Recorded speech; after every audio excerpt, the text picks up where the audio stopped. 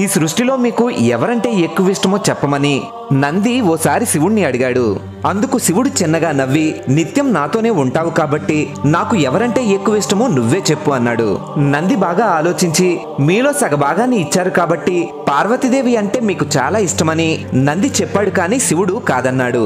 ప్రథమ పూజని గణాధిపత్యాన్ని వినాయకుడికిచ్చారు కాబట్టి గణపతి అంటే మీకు ఎక్కువ ఇష్టమని నంది చెప్పాడు. కానీ శివుడు కాదన్నాడు.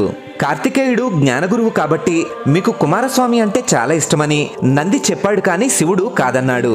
సృష్టిలో ఉండే అన్ని జీవుల పాపాల్ని కడిగే గంగని తలపై మోస్తున్నారు కాబట్టి మీకు గంగాదేవి అంటే చాలా ఇష్టమని నంది చెప్పాడు. కానీ శివుడు కాదన్నాడు.